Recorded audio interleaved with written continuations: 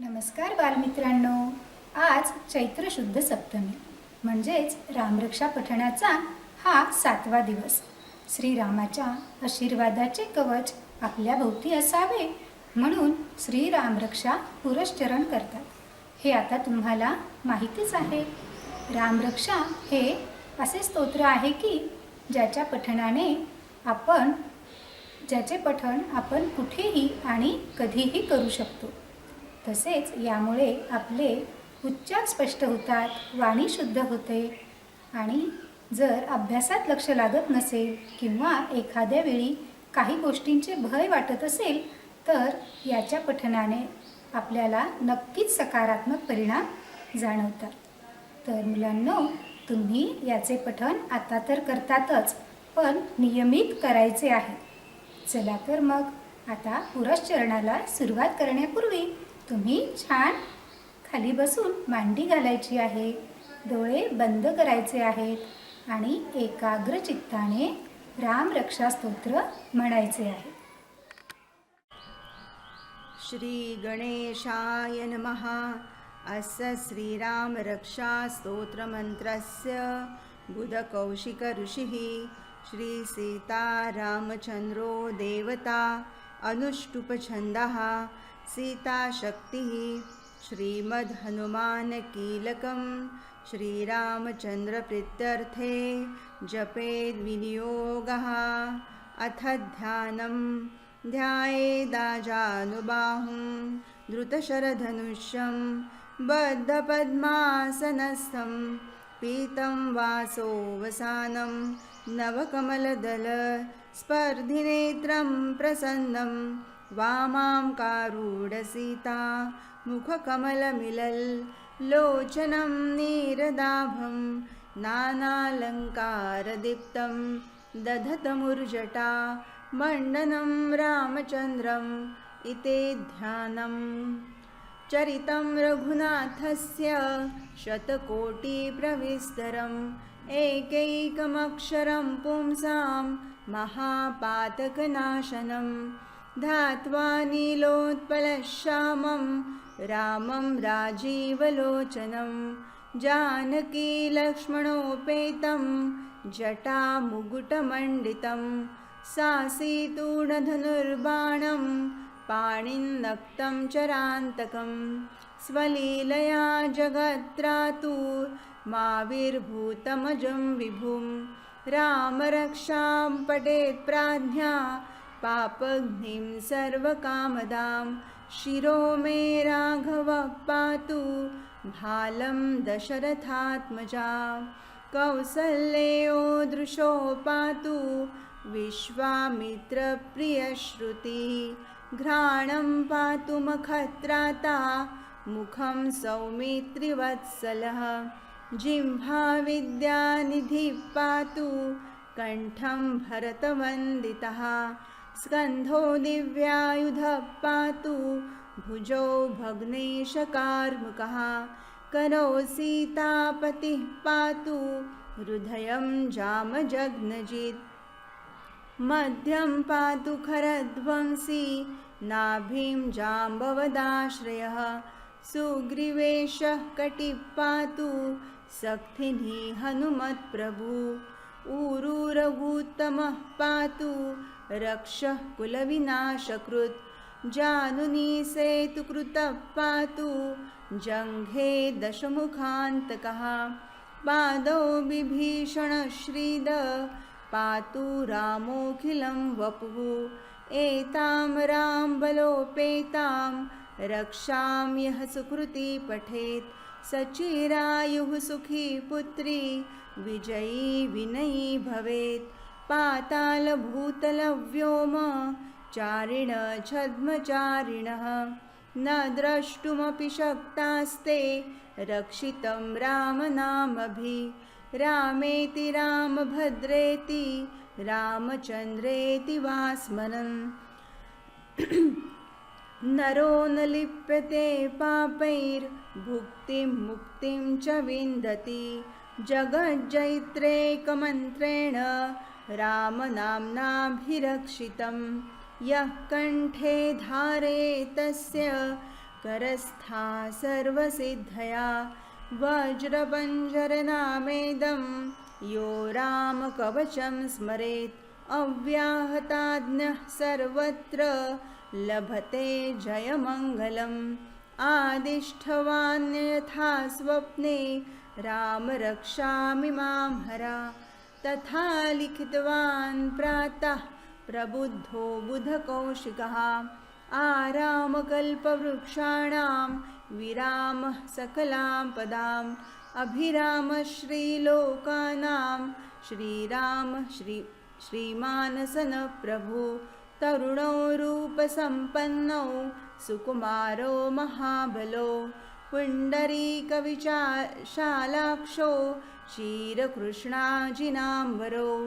फलमूलाशिनो दान्तौ तापसौ ब्रह्मचारिणौ पुत्रौ दशरथस्यैतौ भ्रातरौ रामलक्ष्मणौ शरण्यौ सर्वसत्त्वानां श्रेष्ठौ सर्वधनुष्मताम् रक्षः कुलनिहन्तारो त्रायेतान्नौ रघुत्तमौ आत्तसज्जधनुषा विशुस्पृशा वक्षया शुगनिसङ्गसङ्गिनो रक्षणाय मम रामलक्ष्मणावग्रतः पथि सदैव गच्छतां सन्नद्धः च कवची गड्गी चापबाणोधरो युवा गच्छन्मनोरथोऽस्माकं रामः पातु स लक्ष्मणः रामो दाशरथी शूरो लक्ष्मणानुचरो बली काकुत्स्थः पुरुषः पूर्णः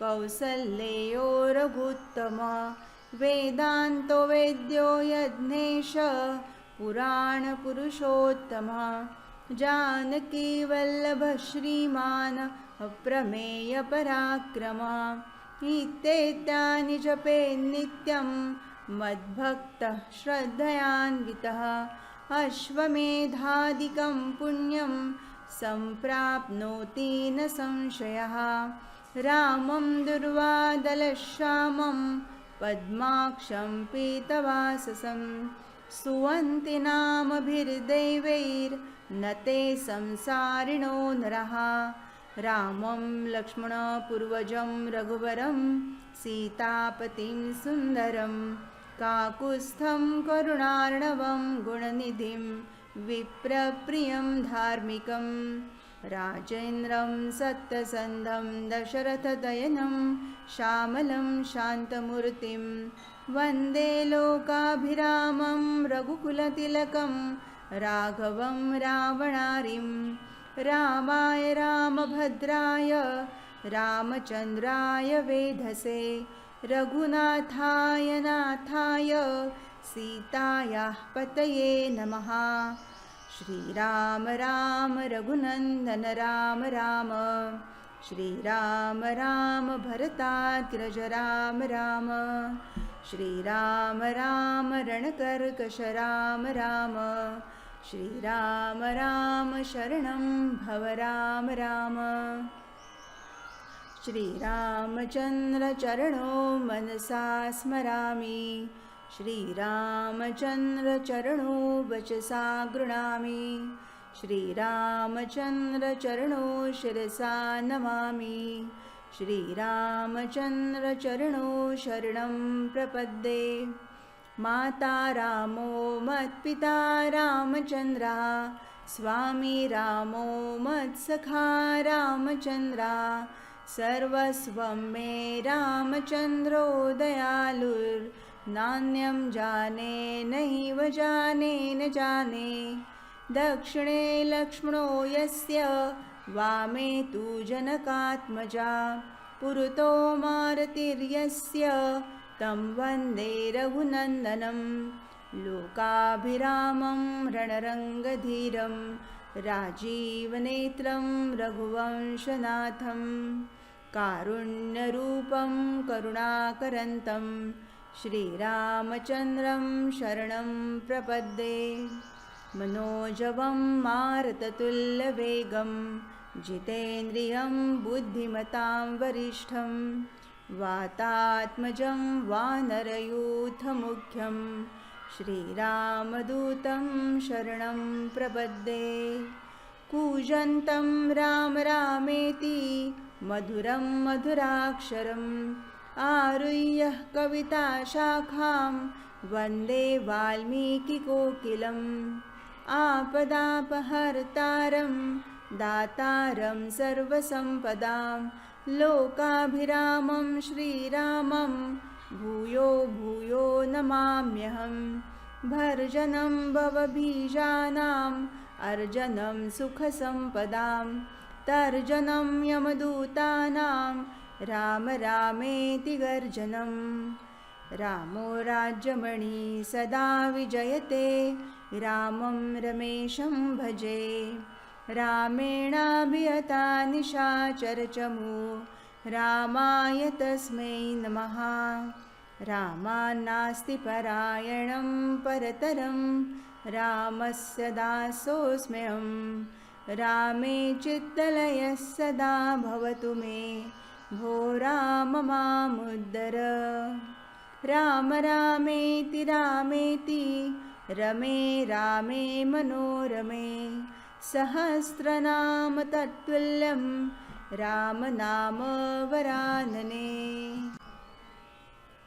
रामरक्षां पठेत् प्राज्ञा पापग्निं सर्वकामदां।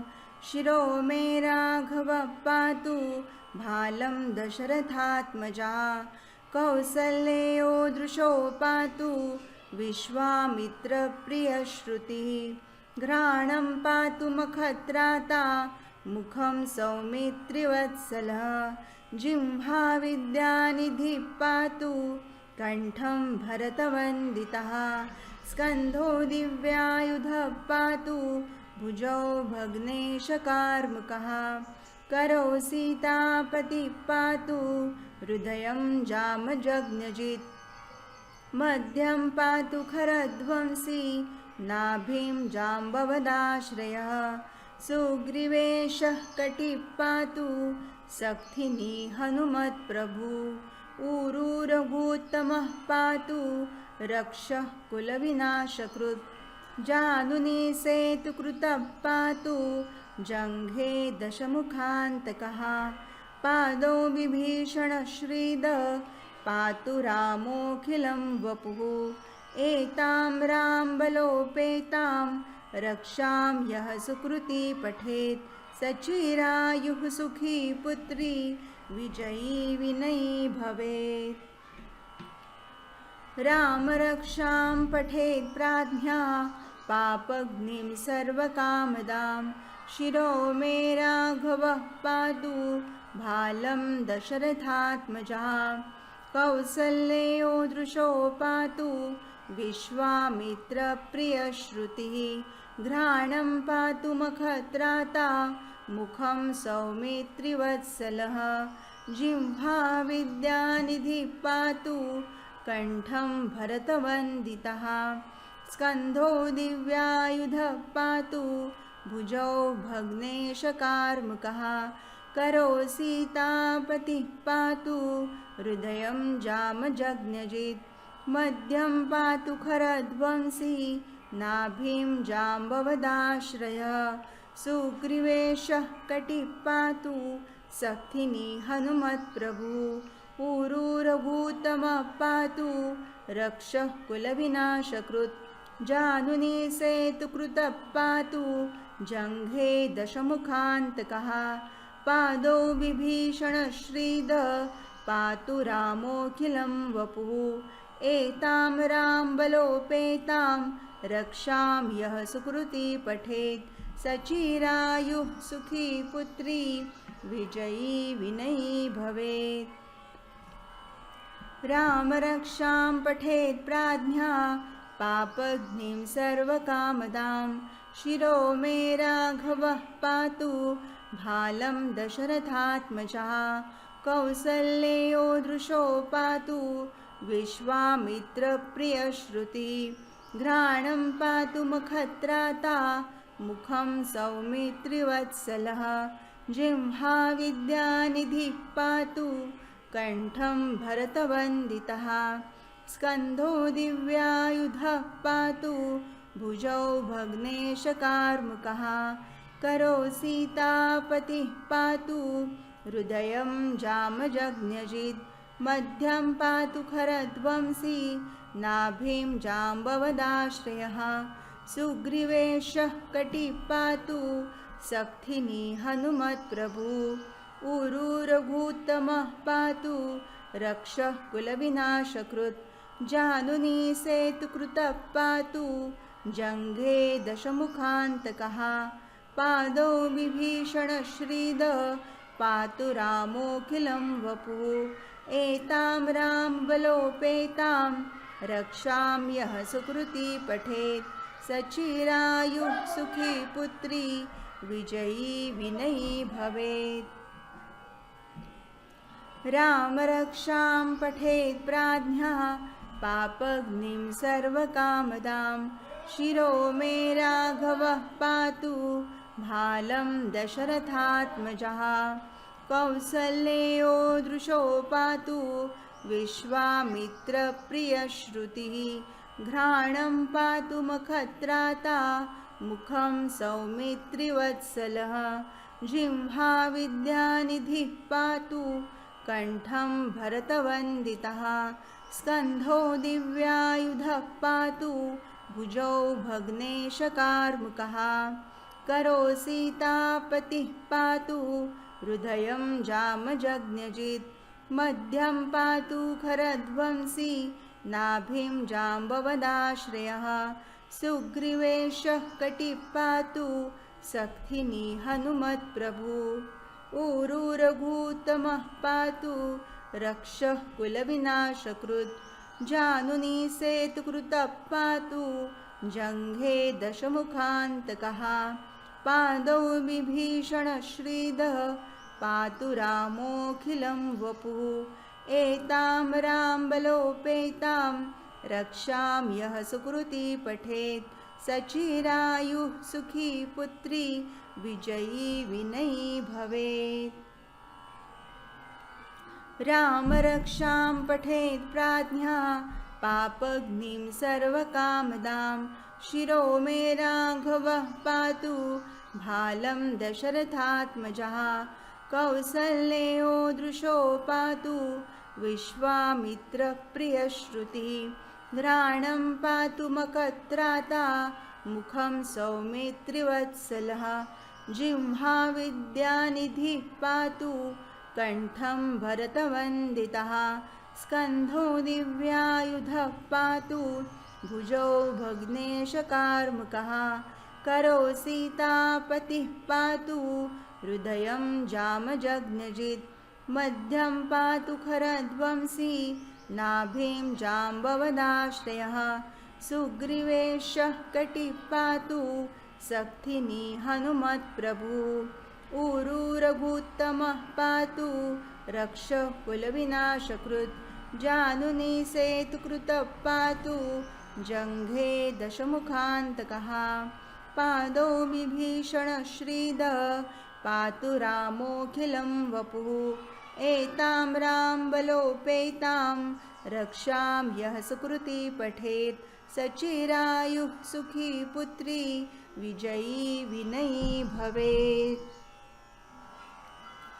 रामरक्षां पठेत् प्राज्ञः पापग्निं सर्वकामदां शिरो मे राघवः पातु भालं दशरथात्मजः कौसल्येयो दृशो पातु विश्वामित्रप्रियश्रुतिः घ्राणं पातु मखत्राता मुखं सौमित्रिवत्सलः जिह्वा विद्यानिधिः पातु कण्ठं भरतवन्दितः स्कन्धो दिव्यायुधः पातु भुजो भग्नेशकार्मुकः करो सीतापतिः पातु हृदयं जामजज्ञजित् मध्यं पातु खरध्वंसी नाभिं जाम्बवदाश्रयः सुग्रीवेशकटिः पातु सक्थिनी हनुमत्प्रभु ऊरुरघुत्तमः पातु रक्षकुलविनाशकृत् जानुनी सेतुकृतः पातु जङ्घे दशमुखान्तकः पादौ बिभीषणश्रीदः पातु रामोऽखिलं वपुः एतां रामबलोपेतां रक्षाम्यः सुकृती पठेत् सचिरायुः सुखी पुत्री विजयी विनयी भवेत्। रामरक्षां पठेत् प्राज्ञः पापग्निं सर्वकामदां शिरो मे राघवः पातु भालं दशरथात्मजः कौसल्यो दृशो पातु विश्वामित्रप्रियश्रुतिः घ्राणं पातु मखत्राता मुखं सौमित्रिवत्सलः जिह्वा विद्यानिधिः पातु कण्ठं भरतवन्दितः स्कन्धौ दिव्यायुधः पातु भुजौ भग्नेशकार्मुकः करौ सीतापतिः पातु हृदयं जामजग्नजित् मध्यं पातु खरध्वंसी नाभिं जाम्बवदाश्रयः सुग्रीवेशः कटिः पातु सक्थिनी हनुमत्प्रभु ऊरुरघुत्तमः पातु रक्षः कुलविनाशकृत् जानुनी सेतुकृतः पातु जङ्घे दशमुखान्तकः पादौ बिभीषणश्रीदः पातु रामोऽखिलं वपुः एतां रामबलोपेतां रक्षां यः सुकृती पठेत् सचिरायुः सुखी पुत्री विजयी विनयी भवेत्। रामरक्षा पठेत् प्राज्ञा पापग्निं सर्वकामदां शिरो मे राघवः पातु भालं दशरथात्मजः कौसल्यो दृशो पातु विश्वामित्रः प्रियश्रुतिः घ्राणं पातु मखत्राता मुखं सौमित्रिवत्सलः जिह्वा विद्यानिधिः पातु कण्ठं भरतवन्दितः स्कन्धौ दिव्यायुधः पातु भुजौ भग्नेशकार्मुकः करौ सीतापतिः पातु हृदयं जामजग्नजित् मध्यं पातु खरध्वंसी नाभिं जाम्बवदाश्रयः सुग्रीवेशः कटिः पातु सक्थिनी हनुमत्प्रभु ऊरुरघुत्तमः पातु रक्षः कुलविनाशकृत् जानुनी सेतुकृतः पातु जङ्घे दशमुखान्तकः पादौ बिभीषणश्रीदः पातु रामोऽखिलं वपुः एतां रामबलोपेतां रक्षां यः सुकृती पठेत् सचिरायुः सुखी पुत्री विजयी विनयी भवेत्। रामरक्षां पठेत् प्राज्ञा पापग्निं सर्वकामदां शिरो मे राघवः पातु भालं दशरथात्मजः कौसल्यो दृशो पातु विश्वामित्रः प्रियश्रुतिः घ्राणं पातु मखत्राता मुखं सौमित्रिवत्सलः जिह्वा विद्यानिधिः पातु कण्ठं भरतवन्दितः स्कन्धौ दिव्यायुधः पातु भुजौ भग्नेशकार्मुकः करौ सीतापतिः पातु हृदयं जामजग्नजित् मध्यं पातु खरध्वंसी नाभिं जाम्बवदाश्रयः सुग्रीवेशः कटिः पातु सक्थिनी हनुमत्प्रभु ऊरुरघुत्तमः पातु रक्षः कुलविनाशकृत् जानुनी सेतुकृतः पातु जङ्घे दशमुखान्तकः पादौ बिभीषणश्रीदः पातु रामोऽखिलं वपुः एतां रामबलोपेतां रक्षां यः सुकृती पठेत् सचिरायुः सुखी पुत्री विजयी विनयी भवेत्। रामरक्षां पठेत् प्राज्ञा पापग्निं सर्वकामदां शिरो मे राघवः पातु भालं दशरथात्मजा कौसल्येयो दृशो पातु विश्वामित्रप्रियश्रुतिः घ्राणं पातु मखत्राता मुखं सौमित्रिवत्सलः जिह्वा विद्यानिधिः पातु कण्ठं भरतवन्दितः स्कन्धो दिव्यायुधः पातु भुजौ भग्नेशकार्मुकः करो सीतापतिः पातु हृदयं जामजग्नजित् मध्यं पातु खरध्वंसी नाभिं जाम्बवदाश्रयः सुग्रीवेशः कटिः पातु सक्थिनी हनुमत्प्रभुः ऊरूरभूत्तमः पातु रक्षः कुलविनाशकृत् जानुनी सेतुकृतः पातु जङ्घे दशमुखान्तकः पादो विभीषणश्रीदः पातु रामोऽखिलं वपुः एतां रामबलोपेतां रक्षां यः सुकृती पठेत् सचिरायुः सुखी पुत्री विजयी विनयी भवेत्। श्रीगणेशाय नमः।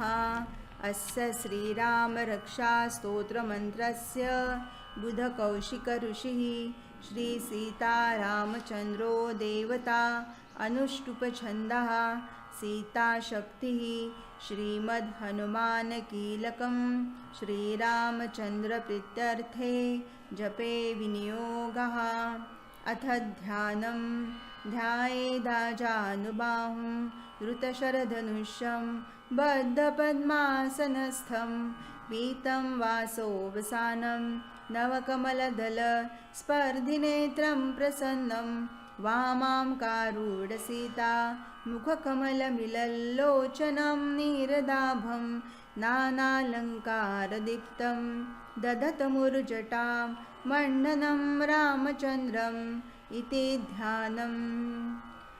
चरितं रघुनाथस्य शतकोटिप्रविस्तरम् एकैकमक्षरं पुंसां महापातकनाशनं ध्यात्वा नीलोत्पलश्यामं रामं राजीवलोचनं जानकीलक्ष्मणोपेतं जटामुकुटमण्डितं सासीतूढधनुर्बाणं पाणिन्नक्तञ्चरान्तकं स्वलीलया जगत्रातु माविर्भूतमजं विभूत् रामरक्षां पठेत् प्राज्ञा पापग्निं सर्वकामदां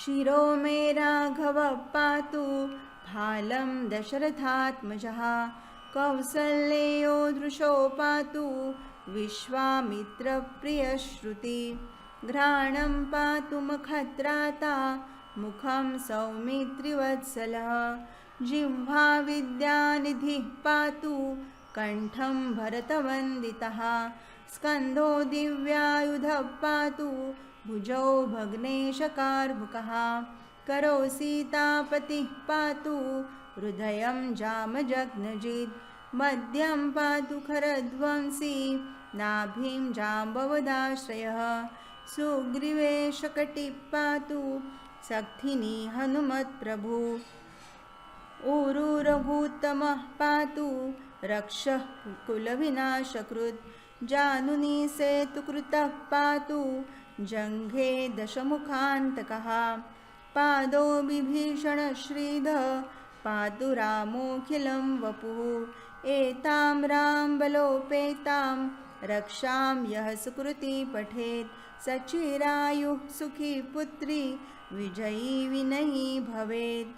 पातालभूतलव्योम चारिणः छद्मचारिणः न द्रष्टुमपि शक्तास्ते रक्षितं रामनामभिः रामेति रामभद्रेति रामचन्द्रेति वा स्मरन् नरो न लिप्यते पापैर्भुक्तिं मुक्तिं च विन्दति जगज्जैत्रेकमन्त्रेण रामनाम्नाभिरक्षितं यः कण्ठे धारयेत् तस्य करस्था सर्वसिद्धया वज्रपञ्जरनामेदं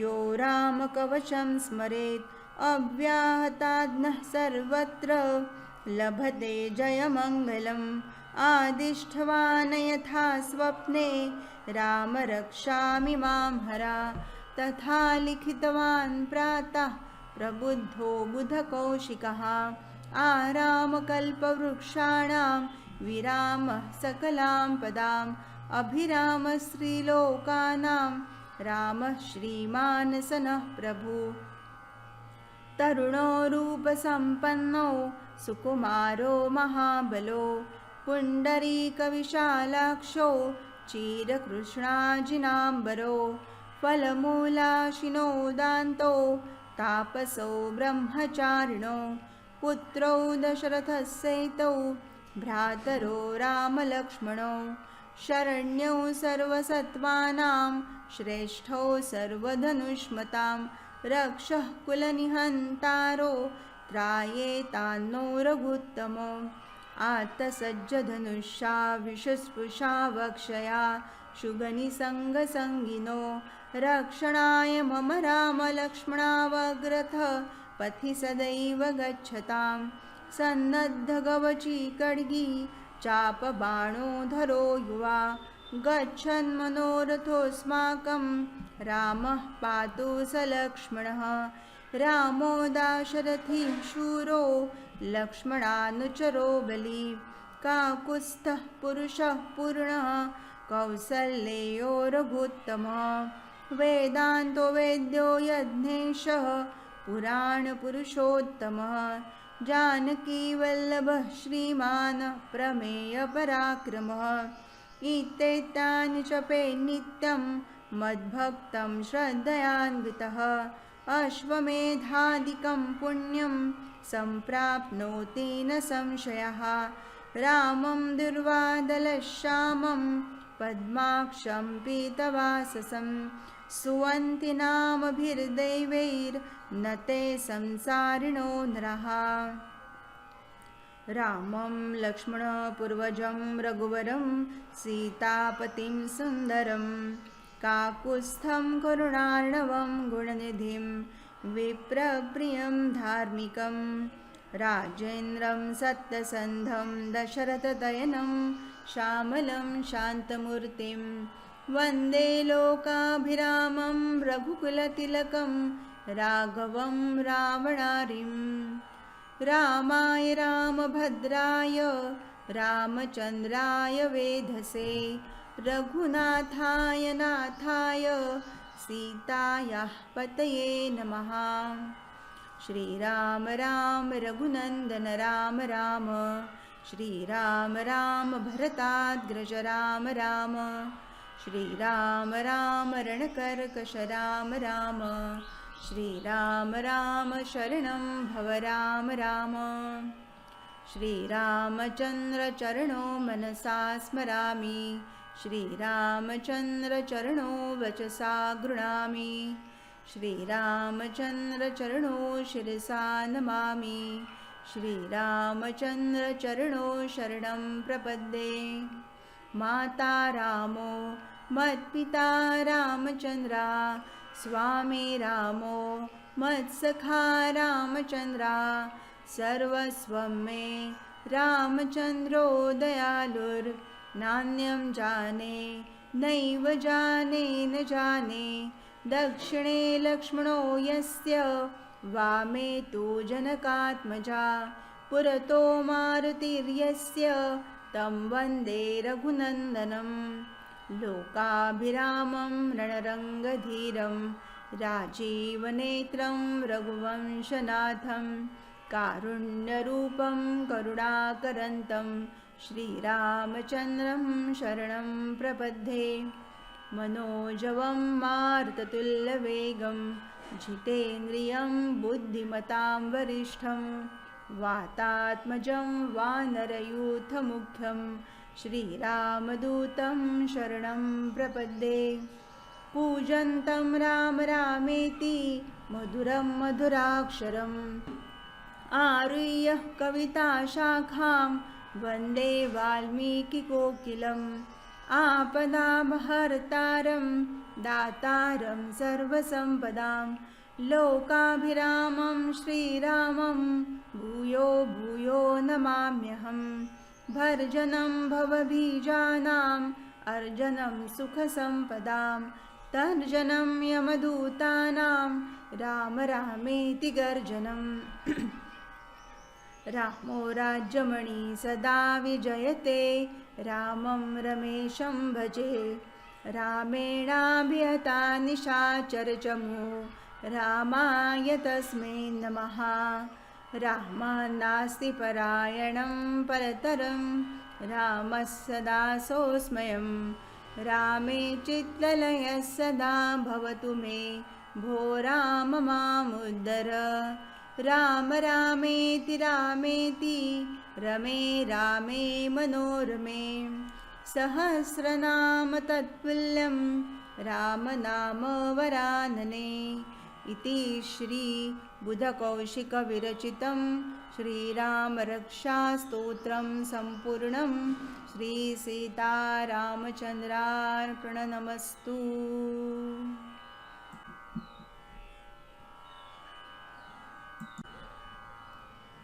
श्री मारुती स्तोत्र। भीमरूपी महारुद्रा वज्र हनुमान मारुती वनारी अंजनी सूता रामदूता प्रभंजना महाबळी प्राणदाता सकळा उठवी बळे सौख्यकारी शोकहारी हरता दूर्त वैष्णव गायका दीनानाथा हरिरूपा सुंदरा जगदांतरा पाताल देवता हंता भव्य सिंदूरलेपना लोकनाथा जगन्नाथा प्राणनाथा पुरातना पुण्यवंता पुण्यशीला पावना परितोषका ध्वजांगे उचली बाहो आवेशे लोटला पुढे काळाग्नी काळ रुद्राग्नी देखता कापती भये ब्रह्मांडे मायली नेणो आवळे दंतपंगती नेत्राग्नी चालिला ज्वाळा भ्रुकुटी ताठिल्या बळे उच्छते मुरडिले माथा किरीटी कुंडले बरी सुवर्णकटिका सोटी घंटा किणकिणी नागरा ठकारे पर्वता ऐसा नेटका सडपातळू चपळांग पाहता मोठे महाविद्युल्लते परी कोटीच्या कोटी उड्डाणे झेपावे उत्तरेकडे मंद्रांद्री सारिखा द्रोणू क्रोधे उत्पाटिला बळे आणिला मागुती नेला आला गेला मनोगती मनासी टाकिले मागे गतीसी तुळणा नसे अणुपासोनी ब्रह्मांडा एवढा होत जातसे तयासी तुळणा कोठे मेरू मंदार धाकुटे ब्रह्मांडा भोवते वेढे वज्रपुच्छे करू शके तयासी तुळणा कैची ब्रह्मांडी पाहता नसे आरक्त देखिले डोळा ग्रासिले सूर्यमंडळा वाढता वाढता वाढे भेदिले शून्य मंडळा धन धान्य पशु वृद्धी पुत्र पौत्र समस्तही पावती रूप विद्यादी स्तोत्र पाठे करोनिया भूत प्रेत संबंधादी रोग व्याधी समस्तही नासती तुटती चिंता आनंदे भीमदर्शने हे धरा पंधरा श्लोकी लाभली शोभली बरी दृढ देहो निसंदेहो संख्या चंद्र कळा गुणे रामदासी अग्रगणू कपी कुळासी मंडणू रामरूपी अंतरात्मा दर्शने दोषनासती इति श्री रामदासकृतं संकटनिरसनं मारुती स्तोत्रं संपूर्णं। जय जय रघुवीर समर्थ।